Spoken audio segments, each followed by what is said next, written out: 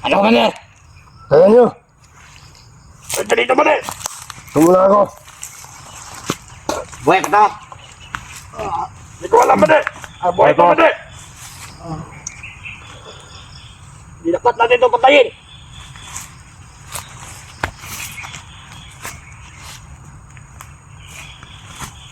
Para ba lang?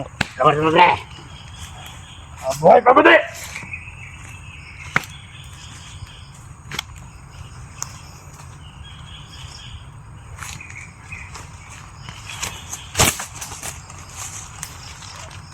Diyos mo.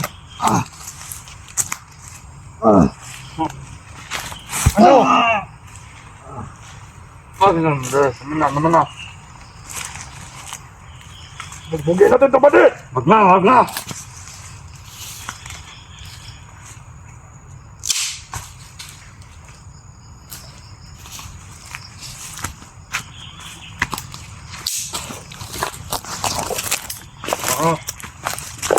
Ayan, naghinga pa yan.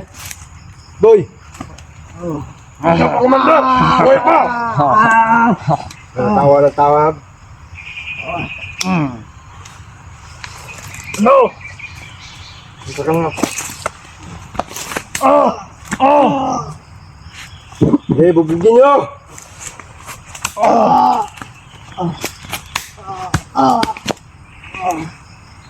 Makan mo.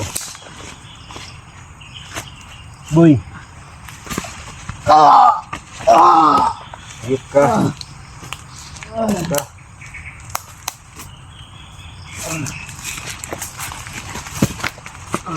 Maiwan ka dito mamaya. Ayoko, komandar! Bakit? Pwede lang, komandar! Tangang! Ayok kayong gaway pa kayo Tangang, maiwan dito. komandar! Ha? Tangang! Ayoko maiwan dito, komandar! Ikaw eh! Ha? Ikaw eh! Ha? Ikaw! Komandar! Iwan ka dito ha. Kamaran dito, nade. Dapat ikaw ba di? Ang lakan na, ma. Wala. Awal kayo.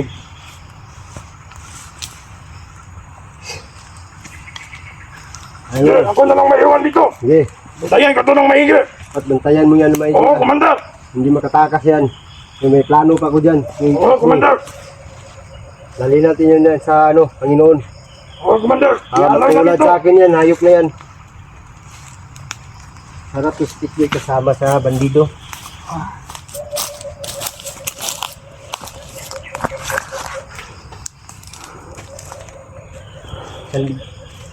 Komandar! Ayaw ka dyan, tikboy! Ayaw! Tayo mo ha! Oo, komandar! Boy! Abalon!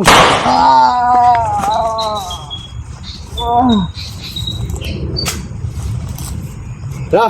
Ano, komandar? Saan tayo? Oo, komandar! Bantayan ka to ng maigi. Ayun na! Kaya mo yan maigi. Oo, komandar! Bantayan ka to ng maigi si tikboy. Balik na kami kagad. Oo! May puntahan lang kami ni Bade. Sina! Oo, komandar! Mag-ingat kayo dyan, komandar! Ikaw din, mag-ingat dyan sa tikboy. Oo, komandar! Bantayan ka to ng maigi. Ang ilang tikboy to.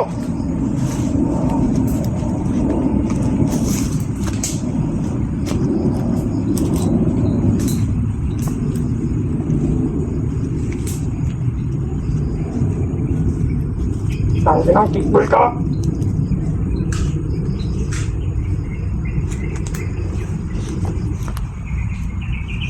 Siguraduhin kung hindi ka makatakas ngayon. Ang ilang tikboy to. Siguraduhin mo lang. Ano? Magsalita ka mo din? Kung makatakas ako dito, pakakayin kita ng hayop ka. Siguraduhin kung hindi ka makatakas. Ang ina, magsalita ka pa. Subukan mo magsalita dyan. Bugbugin kita. Kapag ka lang, marami kang kaibigan. Ano? Tatang ko. Ang ina mo.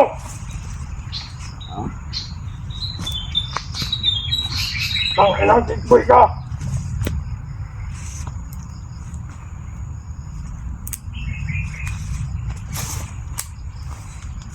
Magsalita ka pa talaga?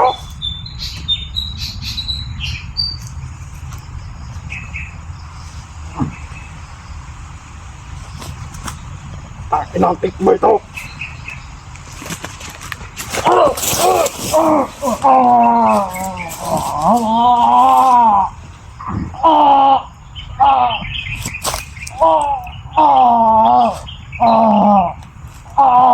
Tado ka.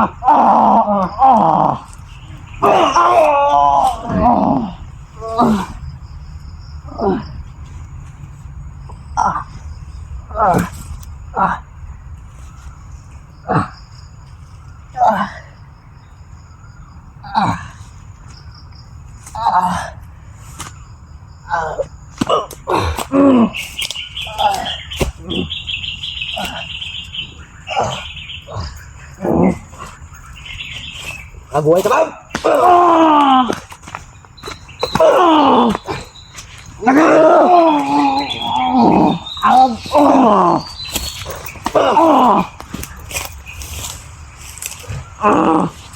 Nakatigas yung patay lang.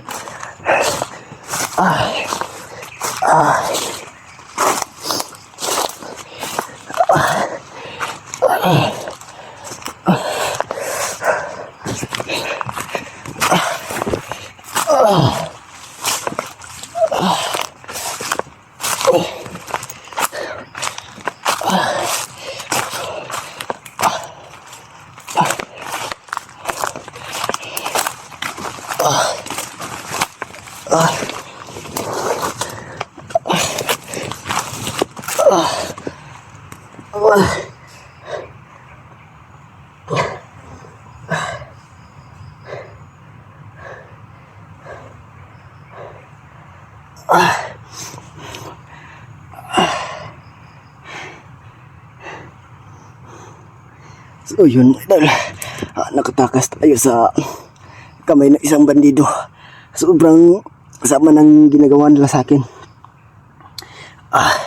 Sobrang sakit ng katawan ko sa bugbog.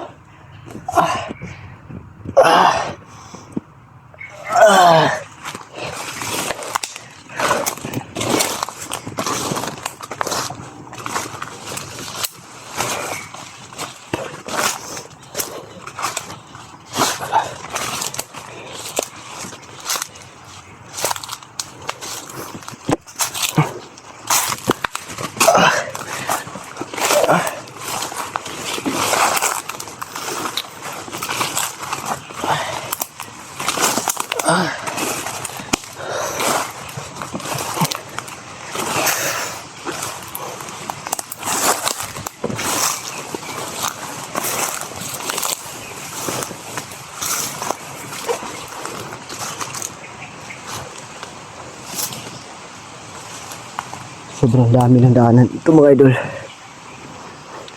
May daanan dito. Ito. Meron din dito.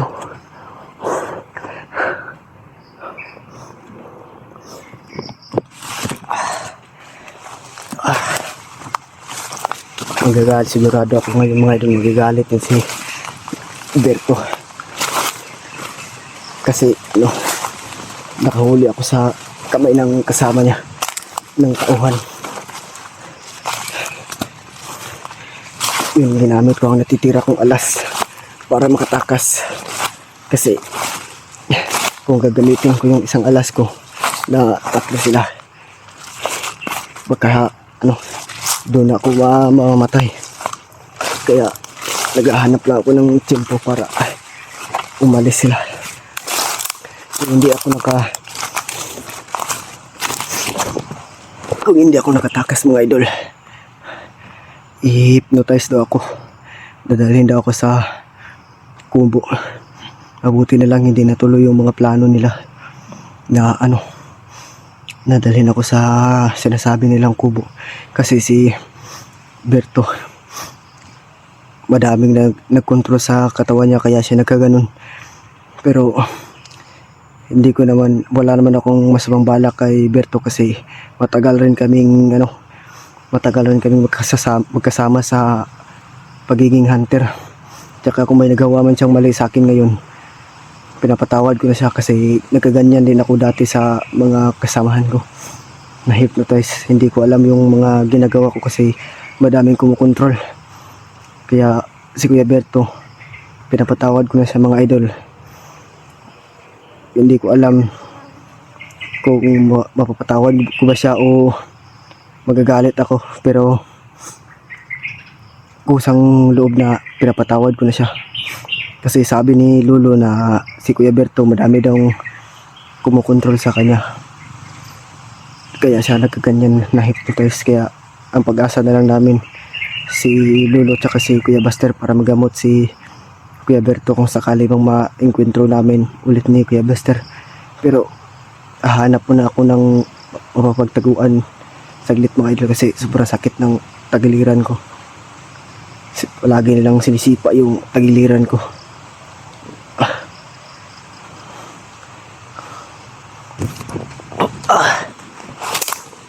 Magdahan-dahan lang tayo mga idol ha.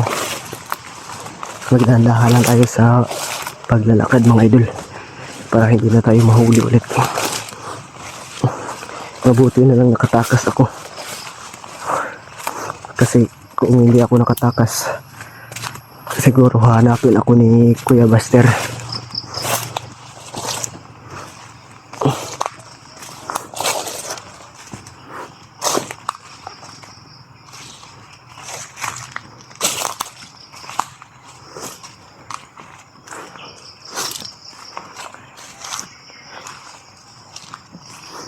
Napakalawak ng area na to mga idol. Yung nasa unahan, sobrang layo pa yung lalakaran, no?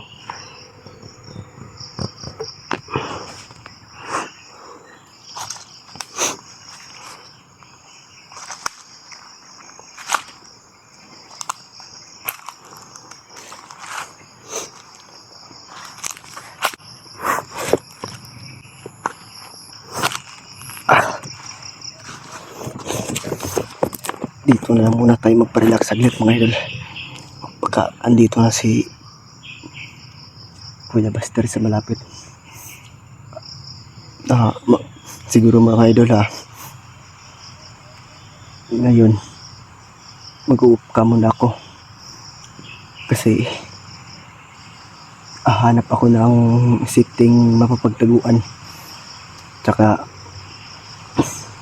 kontakin ko rin si Kuya Buster kung saan na ba siya kasi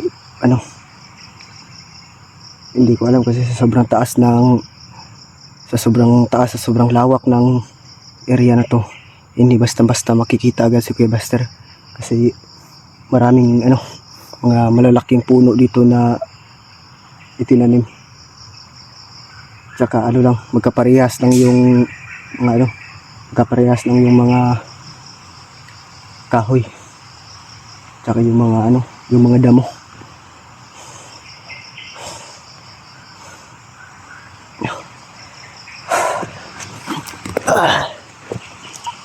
Lakad tayo ng kaunti.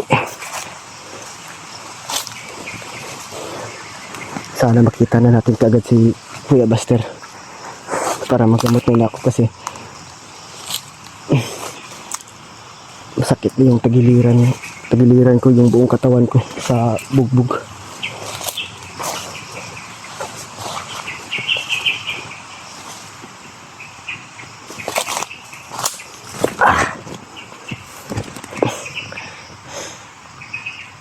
Siguro mga idol, mag-off cam muna ako tsaka kontakin ko si Kuya Buster. Sana may sana makontak na natin si Kuya Buster, no? Kasi hindi pa siya sa kanina. Itong oras na magwawalong oras na ngayon, hindi pa rin siya hindi pa nakatawag sa akin o naka-text.